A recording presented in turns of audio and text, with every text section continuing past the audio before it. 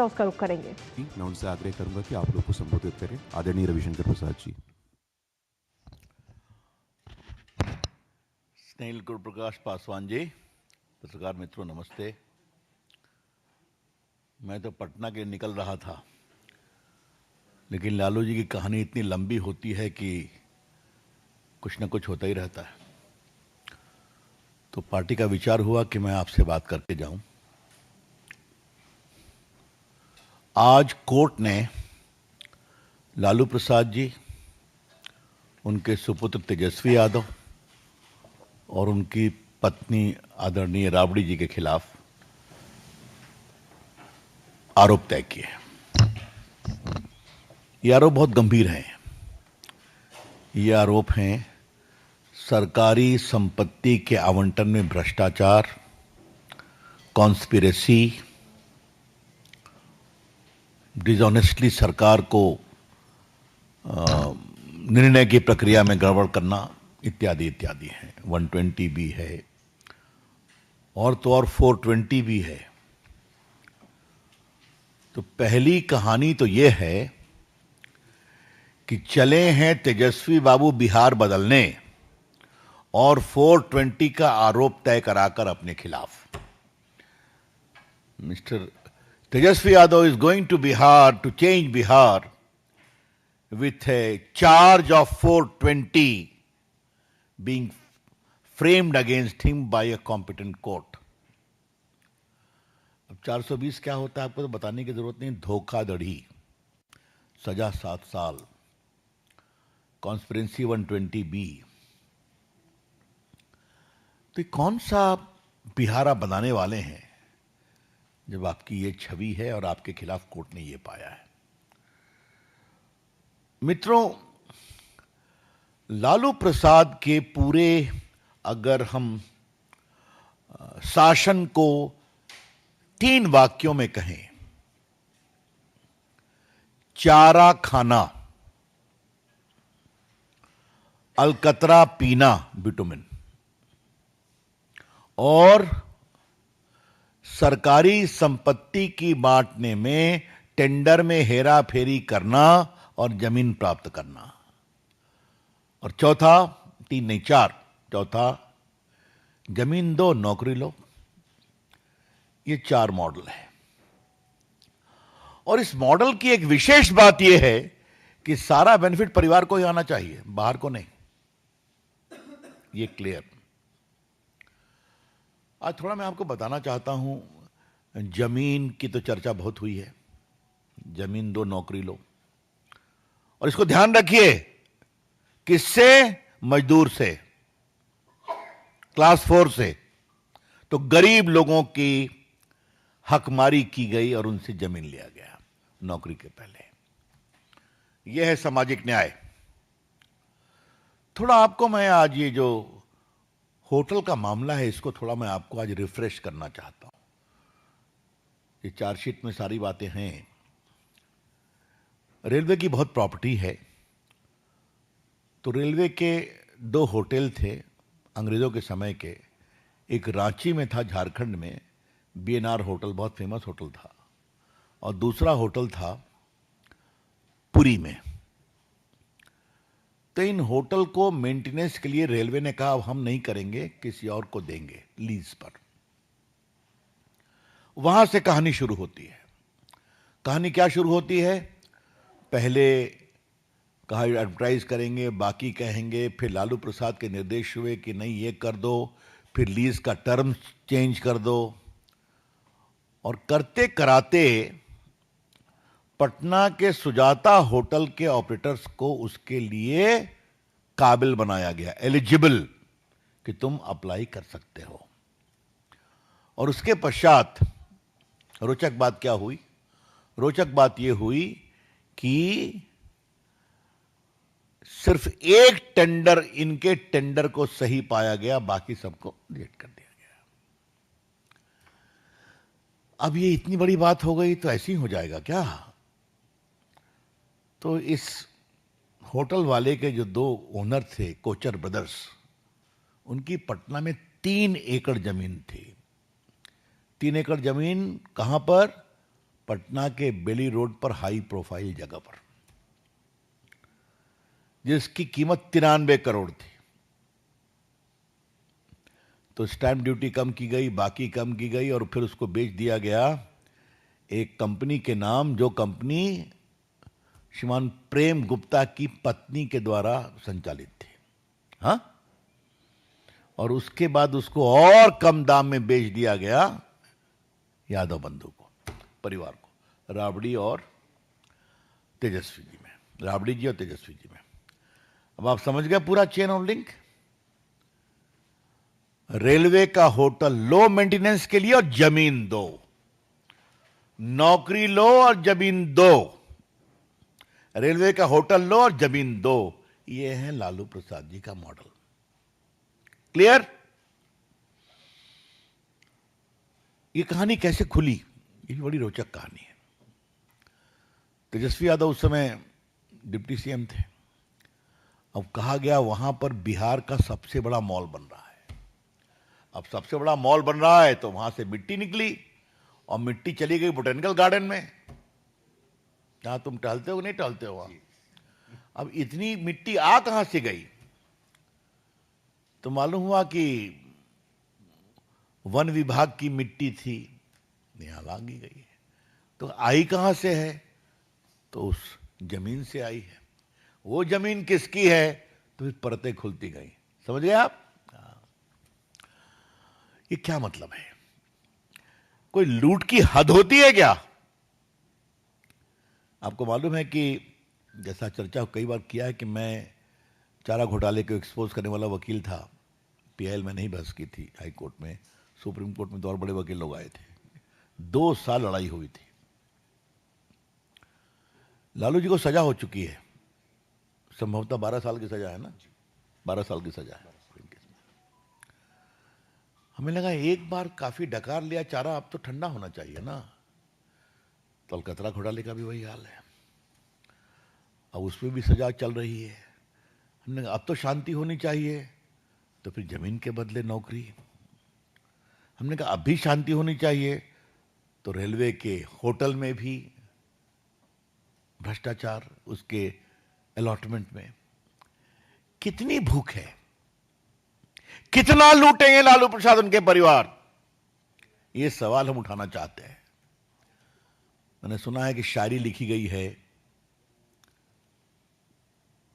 तेजस्वी यादव के द्वारा।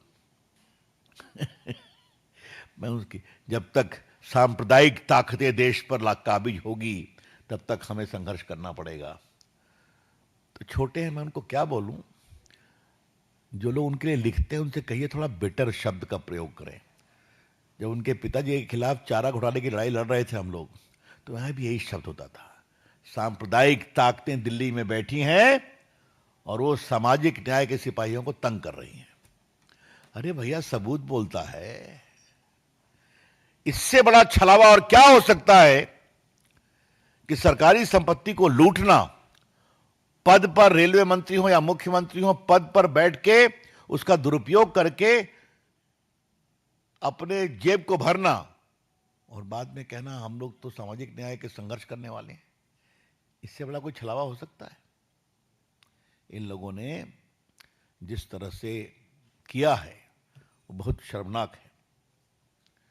मुझे लगा कि उनके जवाब में मैं एक बात कहूं। मेरा मोबाइल कहाँ चला गया? अभी तो ही था मेरे। Saurabh ji, my mobile give me. मैं आज के कोर्ट का आदेश पढ़ना चाहता हूं आपके साथ। दो, देखिए, ये आज का आदेश। The court noted that probable fraud must be tried as cheating, and the loss to the exchequer is not a euphemism but a monetary loss. The conspiracy is sublime but is not hidden from the court's view. इसको conspiracy को छुपाने की कोशिश की जा रही है, लेकिन कोर्ट की आंखें उनको देख रही हैं। The court noted that preliminary probe findings suggest that Lalu Yadav entered into a conspiracy with the other accused and abused the position and influenced the process of issuing and awarding tenders in return for undervalued purchase of land. तो तेजस्वी जी, मैंने court के आदेश को पढ़ा है, आज के आदेश को। मित्रों, कुछ और जानना जरूरी है।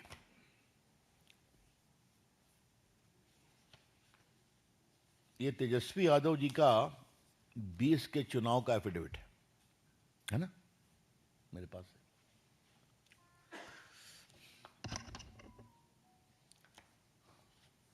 अब जरा देखा जाए,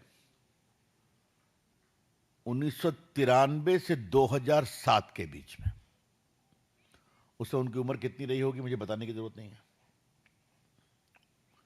बिहार से जुड़े पत्रकार समझते होंगे कि उस समय बच्चे ही रहे होंगे। हाँ,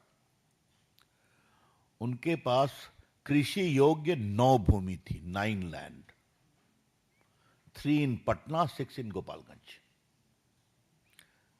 agricultural land 9, non agricultural land 2, both in Patna. Commercial 2005, 1 plot in Patna. Residential plot 2005, 1 plot in Gopalganj. अब भाई ये 9 प्लॉट कहां से आ गया? हाँ, नहीं, non agriculture 9 and agriculture 9 and non agriculture 2, 11 कहां से आ गया? कमर्शियल भी है, पटना में है। माने हमारे ऐसे लोगों को भी इतनी प्रॉपर्टी बनाने में थोड़ा सोचना पड़ेगा। हाँ, और ये तो जान के मैं 1993 2007 की बात कर रहा हूं। तो तेजस्वी जी की कब का डेट ऑफ बर्थ है गुरु? यानी 90 का है ना। तो अगर 90 का है तो 1993 मतलब 13 साल, 3 साल, और 2007 तो 93 2007 के उनकी उम्र कितनी हो गई बताओ? 17 साल। अब 17 साल में 11 property, even before he became a major, 18 साल के पहले। हमारे स्वर्गीय दोस्त सुशील मोदी ने, गिव मी दैट बुक, आज मैं उनको बहुत श्रद्धांजलि के साथ याद करूंगा। आपको मालूम है कि चारा घोटाले हो, अलकतरा घोटाले हो, इसमें पिटिशनर वो थे और मैं वकील था। हाँ, संघर्षशील व्यक्ति थे। और एक केस और फाइल हुआ तो बाबू लालन सिंह भी थे। अब देखिए, लालू लीला उन्होंने एक किताब लिखी है, लालू लीला। और इसमें उन्होंने कहा है तेजस्वी यादव की 14 प्रॉपर्टी, ये देखिए सब डिटेल्स है पूरे परिवार का। इसका कोई कॉन्ट्रडिक्ट नहीं किया गया अभी तक।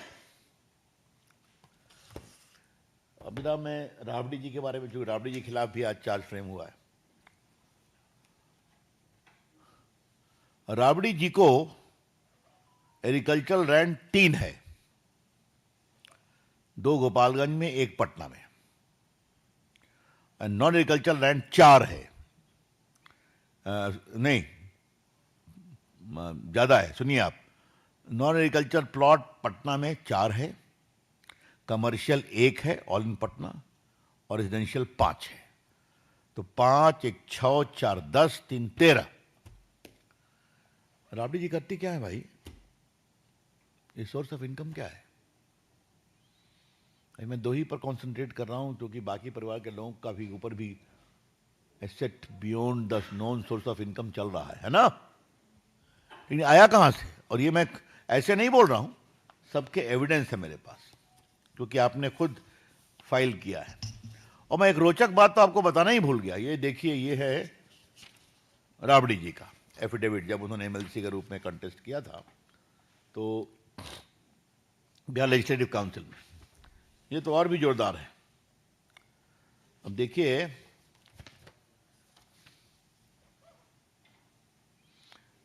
उनके पास कम से कम 1, 2, 3, 4, 5, 5, 5, हाँ 5 प्रॉपर्टी है भाई, पावर ऑफ अटॉर्नी। तो ये जो मैंने बताया राबड़ी जी को 11 नहीं 3 4 3 7 1 8 5 13, उसके अलावा 5 प्रॉपर्टी है पावर ऑफ अटॉर्नी से, ये उनका अपना है। कमाल है भाई। कौन कहता है बिहार गरीब है ठाकुर साहब, बताइए ना, कमाल है।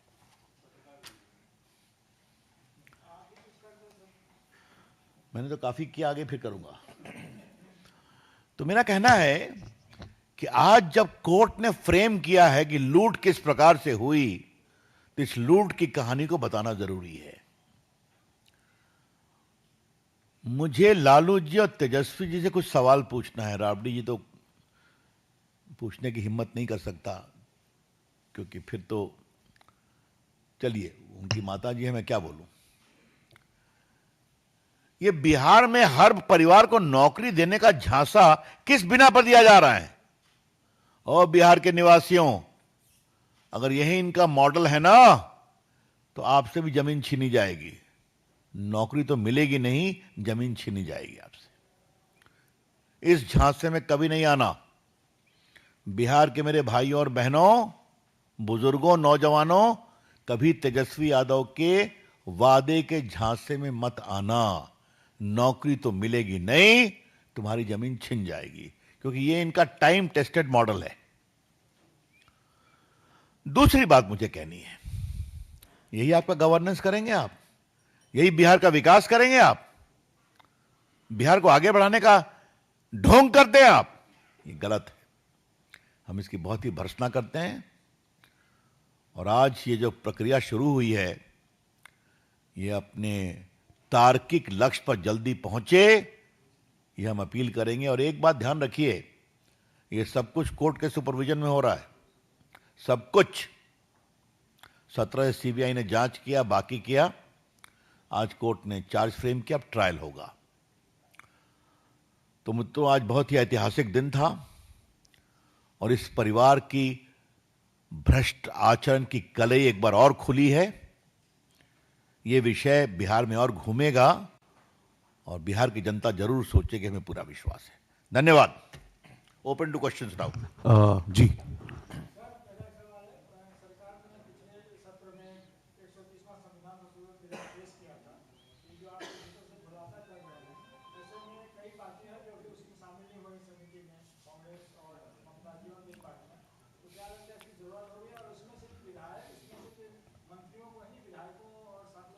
अब वो चलिए, वो तो कोई अनपेक्षित नहीं है, अस्वाभाविक नहीं है। बस इतना जान लीजिए आप। भ्रष्टाचार तो कांग्रेस पार्टी तो उसकी क्या बताएं, हाँ?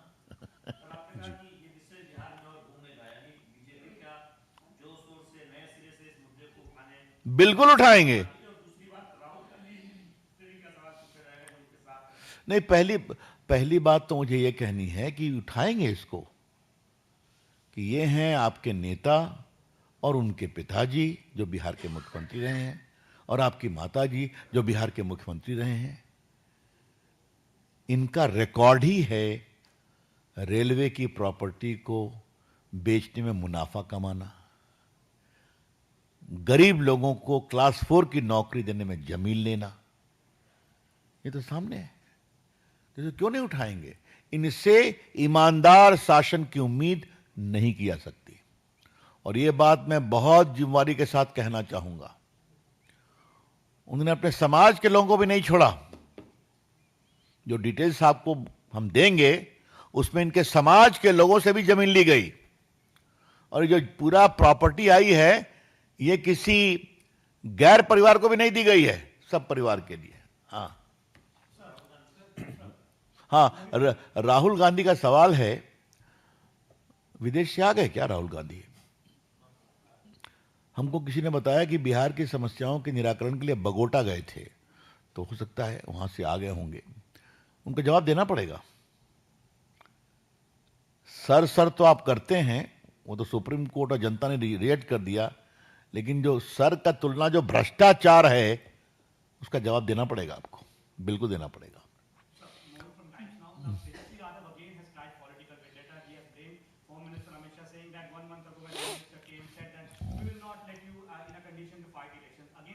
of vendetta is being cried about. How do you see this, sir? I can only say it is utter nonsense. The CBI investigated, and for the kind information of Mr. Tejasvi Yadav, the CBI had filed the charge sheet much before his claim. Today the charges have been framed based upon evidence. और जैसा मैंने पहले कहा, जब चारा घोटाले की लड़ाई हम लोग लड़ते थे, तभी यही शब्द का प्रयोग लालू प्रसाद जी उनके सपोर्टर्स करते थे. तो मैं कहूँ कोई नई शब्दावली ढूंढे. हाँ. Last question, sir. Sir, Tejasvi Yadav, you mentioned about him. He again praised showers on Lalu Prasad Yadav. He said that he was the person who gave railways a 90,000 crore profit. He was the one who who reduced the fares of the railways. And students came from Howard and IIM to study from Lalu Prasad Yadav ji. I am only telling you, the son is bound to appreciate his father. I don't wish to go into it. But the son should not gloss over the corruption of his father and his own corruption. Sir अगर बात करें sir Durgapur की में जो घटना घटी rape की जो घटना घटी उस पर स्वागत राय है टीएमसी सांसद उनका कहना है कि पश्चिम बंगाल जो है वो महिलाओं के लिए सुरक्षित है लेकिन उन्होंने महिलाओं को यह सलाह दी है कि देर रात न निकले पुलिस हर एक जगह जो है वो नहीं जा सकती गश्त नहीं कर सकती. ये तो उनकी नेता ने ममता जी ने भी कहा है. इससे बड़ा देश की बहनों और बेटियों को अपमान हो सकता है क्या? कि मतलब आप घर में बंद रहें, हाँ, और एक महिला मुख्यमंत्री की पुलिस अत्याचार करे और कार्रवाई नहीं करे. क्या मतलब है इसका? इससे बड़े शर्म की बात कोई हो नहीं सकती. आखिरी सवाल जी.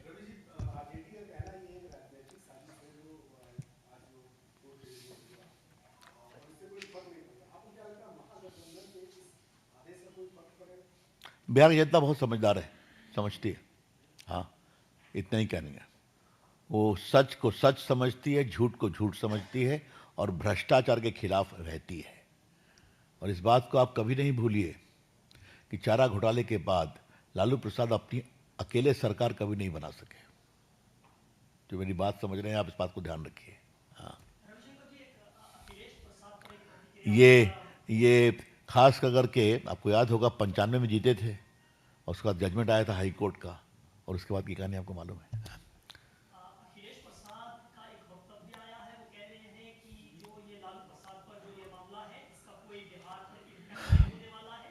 ये भारतीय जनता पार्टी की पॉलिटिकल जो है एक तरीका है कि वो ईडीआई सीबीआई का इस्तेमाल इस तरह के कामों की अपने पॉलिटिकल ओपोनेंट्स के लिए करते हैं. बीजेपी के प्रवक्ता पटना में है ना, जवाब देंगे उसका. यहाँ गुरु जी हैं, जवाब देंगे. ये तो हमेशा स्टैंडर्ड मॉडल चलता है, कोई इसका वजूद नहीं है. हाँ, दैट्स ऑल. आप सबका बहुत बहुत आभार और बहुत बहुत धन्यवाद. Thank you so much friends.